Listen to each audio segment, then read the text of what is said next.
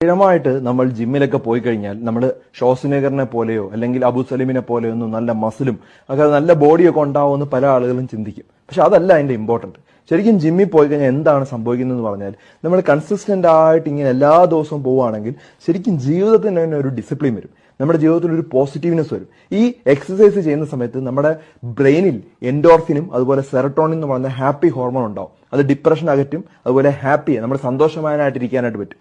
കൂടുതൽ കോൺഫിഡൻസ് വരും. മുഖത്തൊരു ഗ്ലോ ഉണ്ടാവും. സാധാരണ ഒരു സൗന്ദര്യം ഉള്ളതിനെക്കാട്ടും കുറച്ചും കൂടെ ഒരു ബ്യൂട്ടി ഉണ്ടാവും. നമ്മുടെ പോസ്റ്റർ കറക്റ്റ് ആവും. നമ്മൾ സംസാരിക്കുമ്പോൾ ഒരു കോൺഫിഡൻസ് വരും. അങ്ങനെ പല തരത്തിലുള്ള ഗുണങ്ങളുണ്ട്. ഓവറോൾ ഹെൽത്ത് ഇമ്പ്രൂവ് ആവും. മിക്കവാറും സക്സസ്ഫുൾ ആയിട്ടുള്ള എല്ലാ വ്യക്തികളും ഈ രീതിയിൽ കൺസിസ്റ്റന്റ് ആയിട്ട് വർക്കൗട്ട് ചെയ്യാനാണ്. അവരുടെ ജീവിതത്തിൽ ഡിസിപ്ലിൻ വരുന്നത് ഈ എക്സസൈസിലൂടെ തന്നെയാണ്. അതുകൊണ്ടാണ് ഈ ടോപ്പ് 1% ആളുകൾ എന്ന് പറയുന്നത്. 99% ആളുകൾക്കും ഇത്ര കൺസിസ്റ്റന്റ് ആയിട്ട് ചെയ്യാനായിട്ട് പറ്റാത്തൊരു കാര്യമാണ് എക്സസൈസ്. അങ്ങനെ ഒരു 1% നിങ്ങൾ ഉണ്ടാവുന്നതിന് താല്പര്യമുണ്ടെങ്കിൽ ഉറപ്പായിട്ടും എക്സസൈസ് എല്ലാ ദിവസവും ചെയ്തു നോക്കുക. ധാരാളം ആളുകൾക്കായിട്ട് ഈ വീഡിയോ ഷെയർ ചെയ്ത് കൊടുക്കുക.